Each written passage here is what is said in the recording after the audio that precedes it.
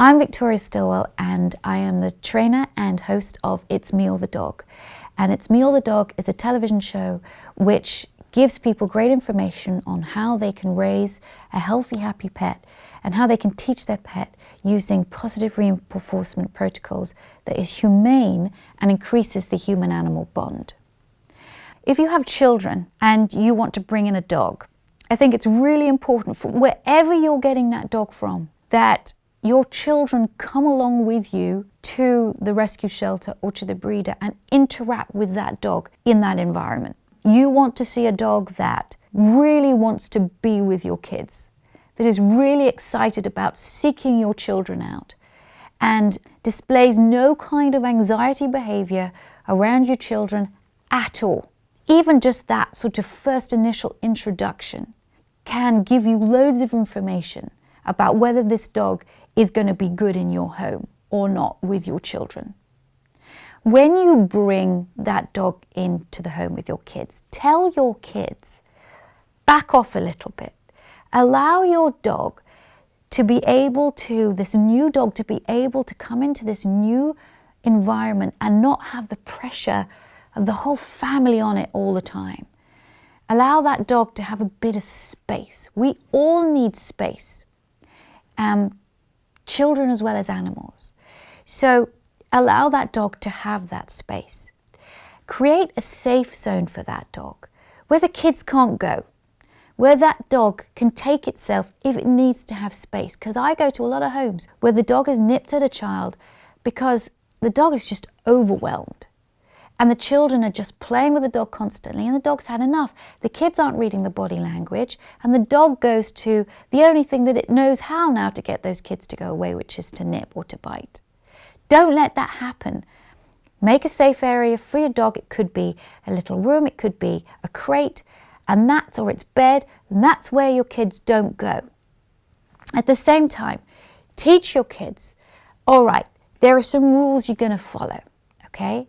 And this is going to make your dog happy and it's going to keep you safe. And a number of rules are, let sleeping dogs lie and let eating dogs eat. If your dog has a toy or a bone or something in its mouth, don't go near it. Don't try and get something from your dog's mouth. If, for example, the dog's on the sofa, you want to sit there, don't go grab its collar and try and get it off. Don't shout at it, don't hit it, don't do anything. Go get your parent, teach your child to come and get you to come and get the dog off. If your dog is showing any kind of worrying signs of behavior, get a trainer in or a behaviorist in to come help you.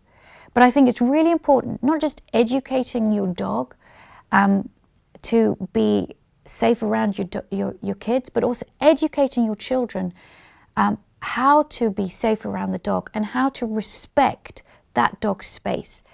If you do your due diligence, and maybe even, and I've done this in homes where I've put charts up where the kids, they do their chores with the dogs. One child feeds the dog, another is responsible for water. All of the family can help with the walking. If the dog doesn't mind grooming, the family can help with the grooming. But I like to put charts up for kids where if they do all of their chores with the dogs, and it shouldn't be chores, it should be something that they really like doing with the dog, then if they do that, then they get some sort of reward at the end of the week. And I find that when I do that with kids, that the novelty doesn't wear off, because that's another thing. If you're bringing a dog in with your children, you can find the kids are very excited to begin with. And then after a little while, the novelty wears off and they're bored. And they don't want to feed the dog anymore. They don't want to give the dog water. They don't want to walk the dog. So if you do give this kind of reward system, gives your kids incentive to actually be with the dog, and it also teaches them responsibility. That's why I love the whole idea of animals being in the home with children, because it teaches kids that they're not the center of everything, that they have a responsibility as well to keep this vulnerable being safe. And it also gives kids a lot of self-esteem when they're given jobs to do, however easy those jobs are, to take care for an animal. It makes those kids know that they're doing something for somebody else, and I think that's really important.